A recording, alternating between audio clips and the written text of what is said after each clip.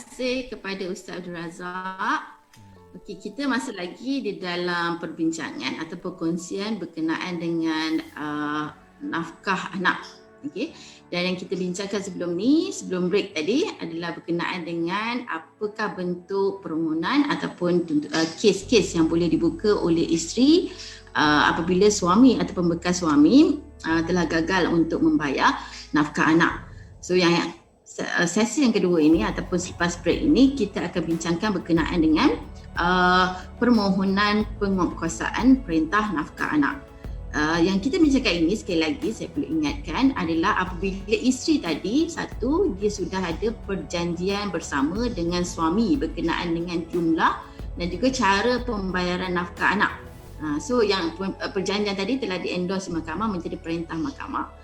Yang kedua, dia memang telah buka kes sebelum ini iaitu kes tuntutan nafkah anak ataupun kes tunggakan nafkah anak. Namun maksudnya ada perintah. Tapi yang kita nak bincangkan ini, perintah tadi walaupun dah ada, suami tidak laksanakan. Okay, so that's why dalam peruntukan undang-undang, terutamanya dalam kalau kita lihat di Selangor, enactment tata cara mal ataupun prosedur mal Mahkamah Syariah 2003, ada peruntukan berkenaan dengan perkara ini. So saya kira bermula daripada 148, 175 yang ni kalau pelajar undang-undang kita tahulah apa section yang berkenaan. Okey, cuma berkenaan section ini untuk kita untuk orang awam saya rasa tidak menjadi masalah. Boleh saja dirujuk di laman di laman sesawang Jabatan Kehakiman Negeri yang terlibat. Sekiranya penonton di Selangor, maka lihatlah syariah bagi Jabatan Kehakiman Syariah Selangor dan negeri masing-masing. Section tu tidak ada masalah. Memang ada kuasa diberikan oleh mahkamah untuk membicarakan ataupun to entertain lah kes-kes yang begini. Okey, so tadi dah ada perintah mahkamah. Lepas tu suami tidak laksanakan. Apa option yang isteri tadi ada? Okey, disebabkan itu adalah perintah mahkamah, tak dapat tidak memang isteri kena pergi balik ke mahkamah. Okey, kita bagi ada beberapa keadaan lah macam mana isteri boleh mulakan semula proceeding ini di mahkamah. Satu, dia boleh pergi sendiri ataupun dia boleh melalui peguam syariah, ataupun satu lagi option yang ada, proceeding ini boleh dimulakan dengan mendapatkan bantuan daripada unit ataupun section bahagian sokongan keluarga. Okay, BSK. Okay, di bawah setiap Jabatan Kehakiman Syariah Negeri-Negeri sudah ada satu unit yang kita panggil BSK ni, bantuan sokongan keluarga ini, unit sokongan keluarga ini. Tujuannya adalah secara primarinya adalah untuk membantu kes-kes dalam kes-kes berkenaan dengan penguatkuasaan perintah nafkah. Okay. So macam kita ambil secara realiti ni lah, walaupun ada perintah mahkamah, masih lagi ramai orang yang boleh lari daripada perintah mahkamah. Jangan kata mahkamah sivil, mahkamah syariah pun berhadapan dengan isu yang sama, sebab ini adalah nature manusia. Maksudnya dia dah diperintahkan tapi dia still lari dan sebagainya. So satu cara untuk kuatkuasakan balik perintah adalah yang pertama, option diberikan kepada isteri tadi, yang pertama adalah tadi kalau dia melalui BSK, bahagian sokongan keluarga tadi, yang pertama dia akan diberi antara perkhidmatan disediakan adalah memberi khidmat nasihat. Apa yang isteri tadi boleh buat. Dan selain daripada itu di BSK juga ada, maksudnya mereka ini pegawai-pegawai syariah di setengah negeri mempunyai tauliah sebagai peguam syar'i. Maksudnya mereka boleh memulakan proceeding bagi kes permohonan penguatkuasaan perintah di mahkamah sendiri. Maksudnya kita tak perlu ada peguam lain lah. Ada orang yang boleh bantu kita di sana. Kerana orang ini lebih mahir dan dia lebih kreatif lah cara macam mana cari suami tu, macam mana nak pastikan suami datang dan sebagainya. Okay, so yang ini satu option yang ada kepada isteri lah. Yang kebahagiaan, saya rasa kebanyakan orang tak tahu tentang fungsi unit sokongan keluarga yang terdapat di dalam ataupun di bawah Jabatan Kehakiman Syariah Negeri-Negeri. Sebab banyak dah kes, kalau kita tengok statistik setiap tahun meningkat, maksudnya orang sudah faham tentang kepentingan unit ini dan bagaimana unit ini sebenarnya boleh membantu para isteri dalam kes nafkah ini. So tadi option yang ada dalam undang-undang kepada isteri ini, yang pertama adalah dia boleh memulakan saman penghutang penghakiman. Penghutang penghakiman ini merujuk kepada suami sebab dia berhutang.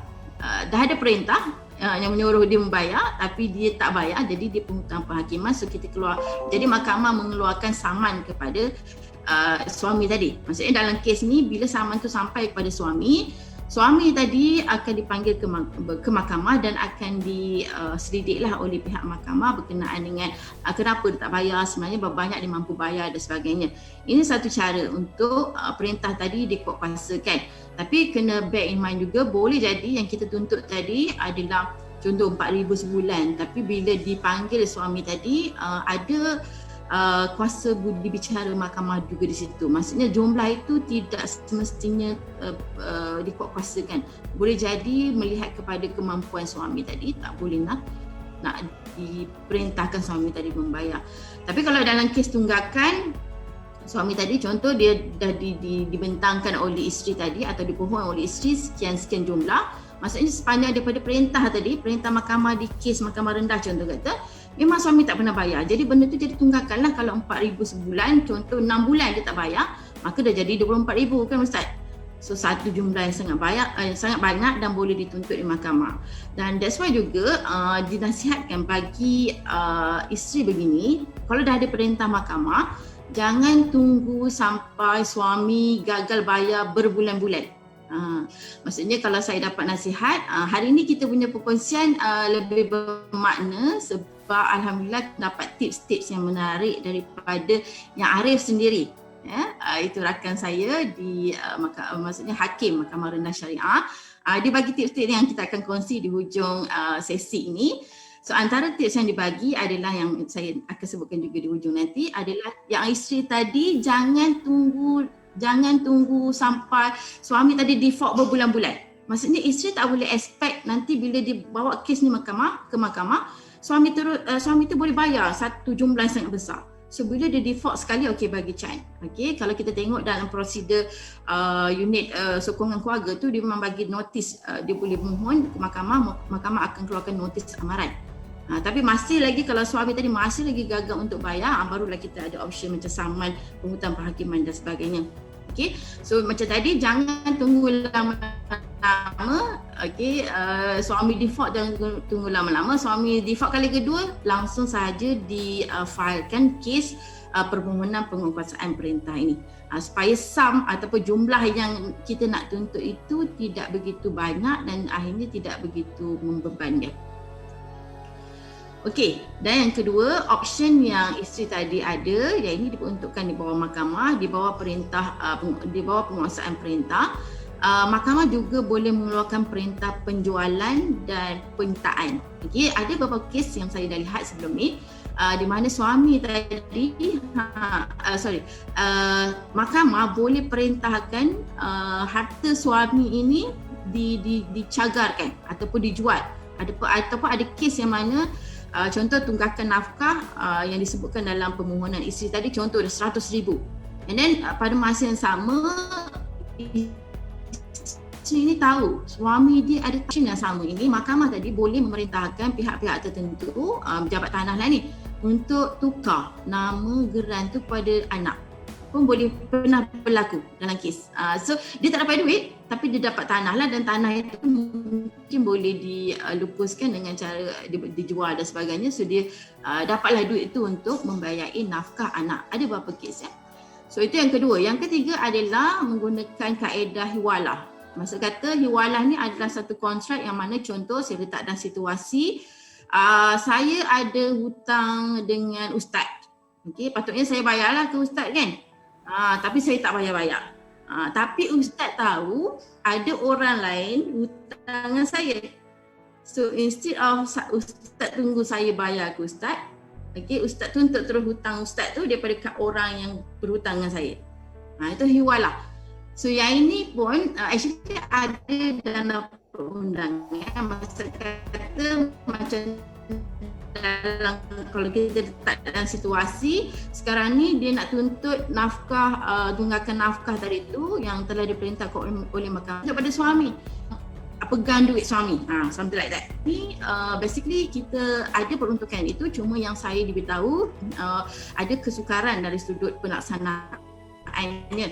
So that's why lah dari sudut, kalau yang saya dimaklumkan di Kelantan dah ada satu permohonan yang ini, permohonan penguasaan perintah nafkah anak menggunakan kaedah hiwalah. Tapi wallahu alam dari segi prosedur ni sebab saya tidak mendapat maklumat yang cukup lah, tapi dibuat di Kelantan. Ada dibuat di Kelantan ya. Okey, tapi biasanya kalau kes-kes penguasaan perintah nafkah anak ni, biasanya lawyer ataupun pihak-pihak terlibat tadi tu dia akan menggunakan saman penghutang penghakiman lah. Maksudnya kata hantar saman, bawa suami ke sini, tanya suami kenapa tak bayar. Okey, contohlah kata, okey, ini bawa kita pada option yang terakhir.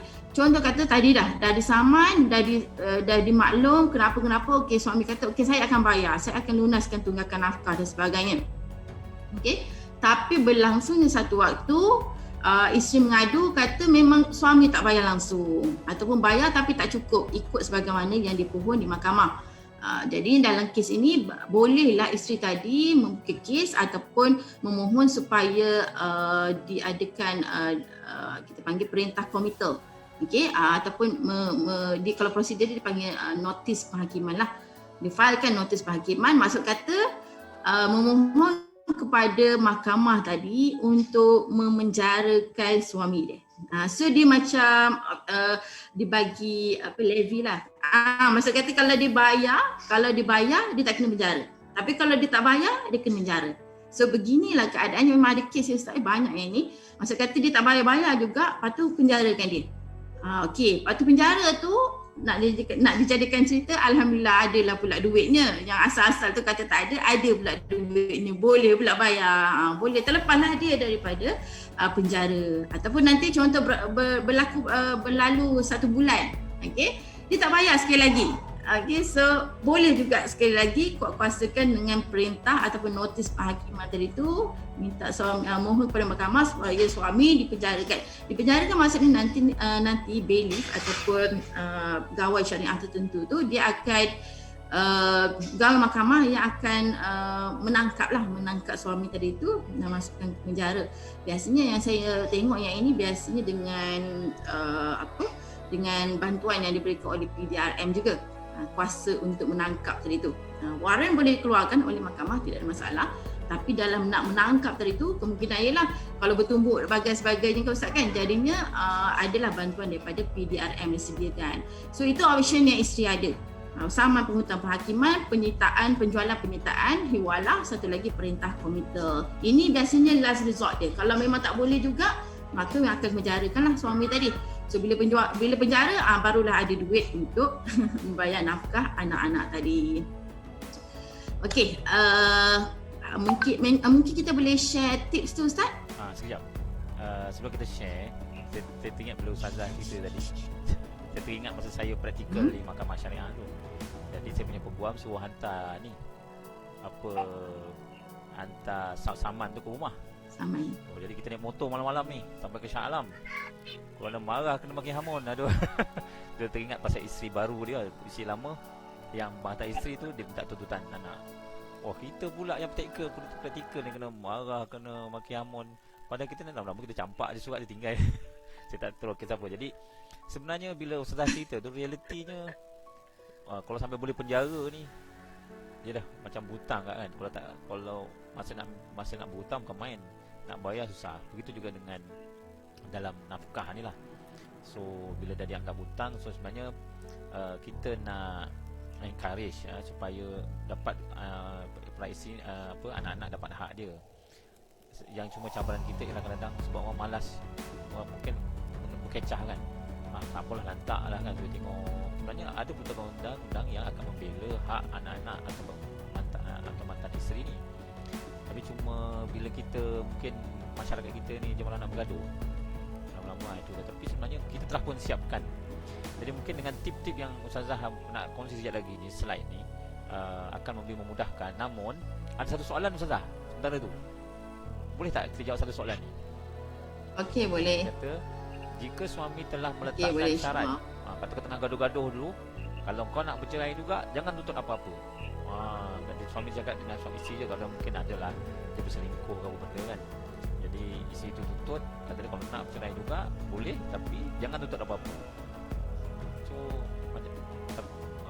adakah ia boleh menyebabkan isteri tidak ada hak untuk membuat tuntutan dengan syarat itu? Ah, Boleh. Okey, terima kasih Ustaz atas soalan. Okey. Sebetulnya ada memang pendapat yang mengatakan dia macam konsep cerai secara huluk lah Ustaz. Maksudnya kita melepaskan sesuatu, kita dapat sesuatu. Sebenarnya kalau saya tanya-tanya hakim berkenaan dengan perkara ni, memang ada yang setuju. Maksudnya kata isteri tu kan nak sesuatu, kan.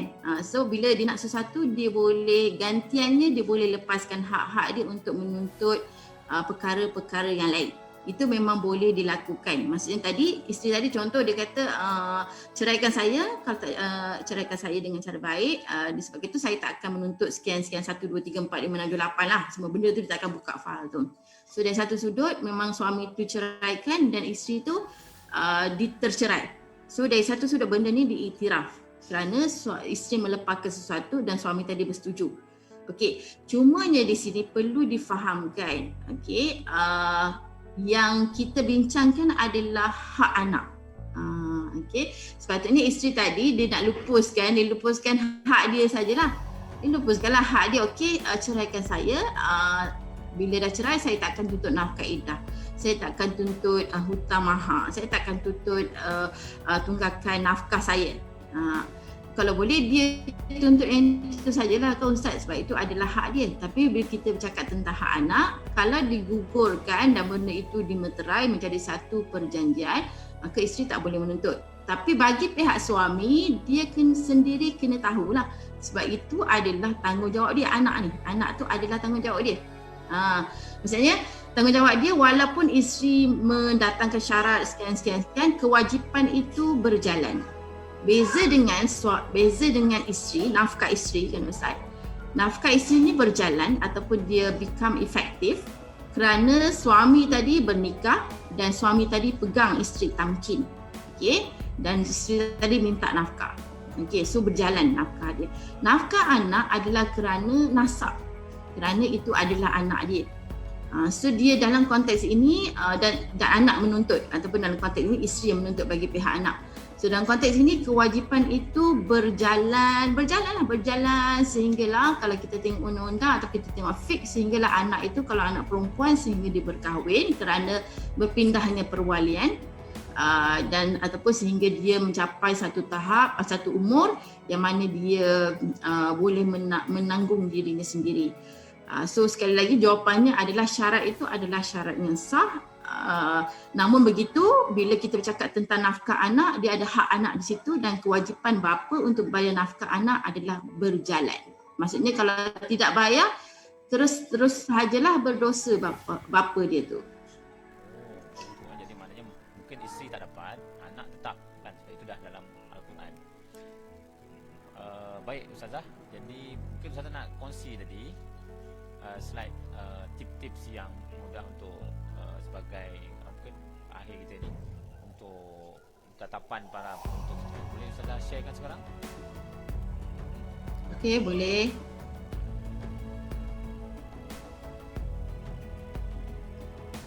Okey, boleh nampak ke Ustaz? Okey, nampak. Okay. So Alhamdulillah, macam saya sebutkan, perkongsian kita hari ini kita dapat sedikit tips yang sangat berharga daripada kenalan saya sendiri, iaitu yang Arif Nurbaiti binti Muhammad Nasir. Kalau dia dengar lah ni, Alhamdulillah lah kalau dia dengar.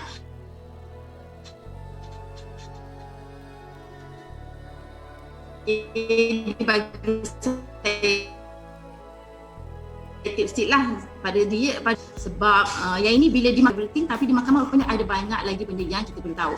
Okey, contoh yang tips yang pertama adalah isteri tadi perlu tahu apakah itu nafkah. So dalam dia nak menuntut, dalam dia nak jelaskan jumlah nafkah sekian-sekian adalah kerana apa, dia kena tahulah nafkah itu apa. So nafkah itu sebagaimana yang telah disebutkan tadi adalah makan minum, pakaian, tempat tinggal, pelajaran dan juga alat-alat kebersihan bagi anak tersebut.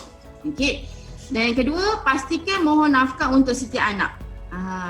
Adalah dinasihatkan atau digalakkan untuk mohon by anak kerana lain anak lain keperluan. Dan adalah juga nasihatkan kalau boleh isteri bawa langsung slip gaji suami. Inilah gunanya waktu kita kahwin tu kita kena tahu gaji suami kita berapa, kat mana kita nak dapat slip gaji dia. So bila kes berlaku keadaan begini sangat-sangat membantu.